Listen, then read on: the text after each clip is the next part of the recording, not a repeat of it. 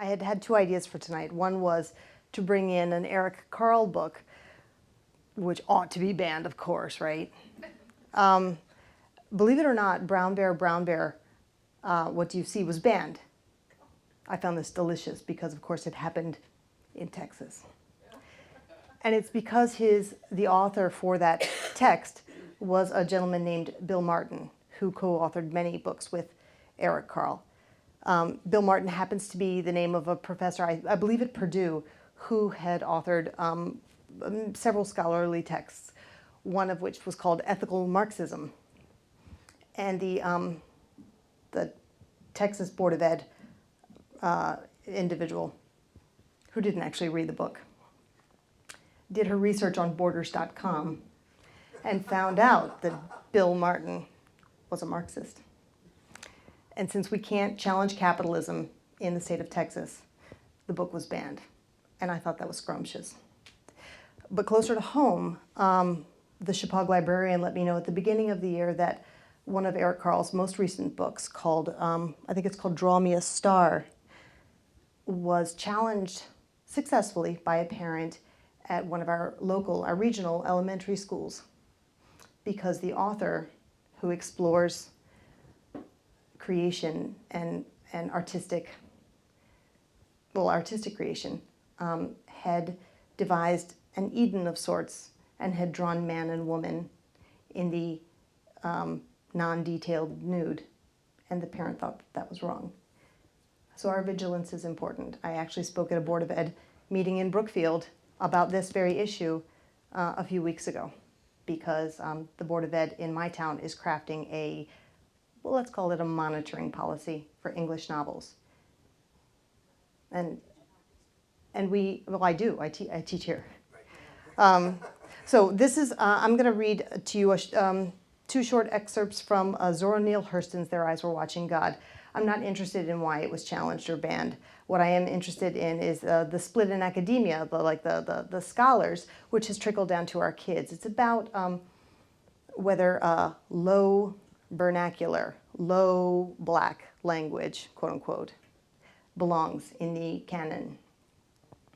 And I enjoyed seeing the divide in our students, some of whom gravitated towards the beauty in the different, and some of whom could not access that beauty because of the difference. And I think that each of us can find an element of that within ourselves, on a different sort of philosophical plane. Anyway, here we go. I'm going to read to you the first two small paragraphs because I think they're beautiful. And then I'm going to read you the courting scene because we all like the good stuff. Ships at a distance have every man's wish on board. For some, they come in with the tide. For others, they sail forever on the horizon, never out of sight, never landing until the watcher turns his eyes away in resignation, his dreams mocked to death by time. That is the life of men. Now, women forget all those things they don't want to remember, and remember everything they don't want to forget. The dream is the truth. Then they act and do things accordingly. We had some spirited discussion about that. All right, so the main character is Janie, and she's been twice married, and her second husband has died of a stroke, and so she's liberated, but she's my age, so she's constrained. And she lives in Eatonville, Florida, in a black town, the first incorporated in the nation. But she's met young Tea Cake, and he's about 25, and he's foxy. But she doesn't know if she can trust him.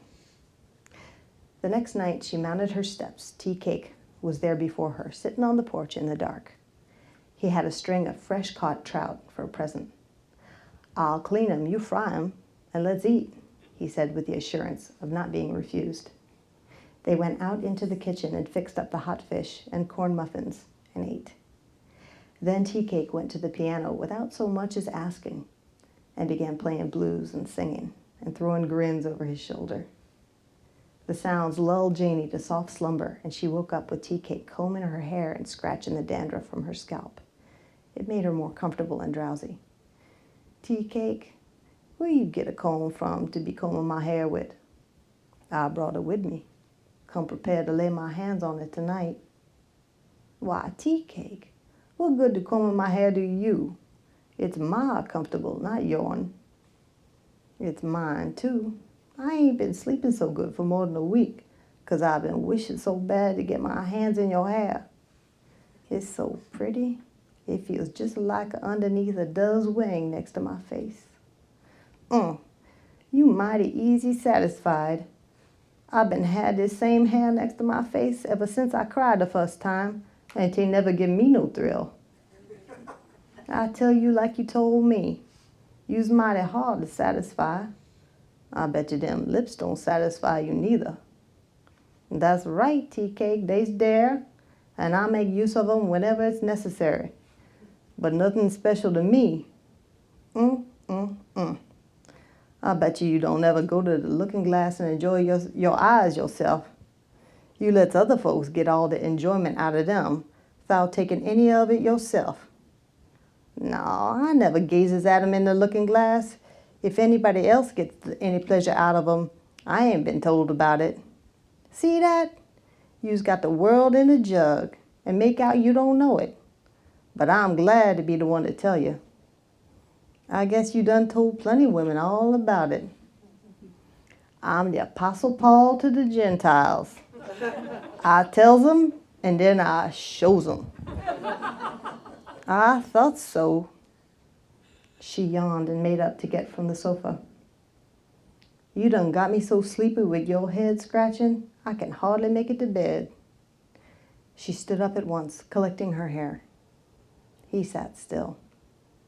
Nah, you ain't sleepy, Miss Janey. You just want me to go. You figure I'm a rounder and a pimp, and you done wasted too much time talking with me. Why, tea cake, whatever put that notion in your head? The way you looked at me when I said what I did. Your face scared me so bad till my whiskers drawed up. You ain't got no business being mad at nothing you do, and say, you got it all wrong. I ain't mad at all. I know it, and that's what puts the shamery on me. You's just disgusted with me. Your face just left here and went off somewhere else. No, you ain't mad with me. I'd be glad if you was, 'cause then I might do something to please you. But like it is, my likes and dislikes ought not to make no difference with you, tea cake. That's for your lady friend. I'm just a sometimes friend of yourn. Janey walked toward the staircase slowly, and tea cake sat where he was, as if he had frozen to his seat, in fear that once he got up, he'd never get back into it again. He swallowed hard and looked at her walk away.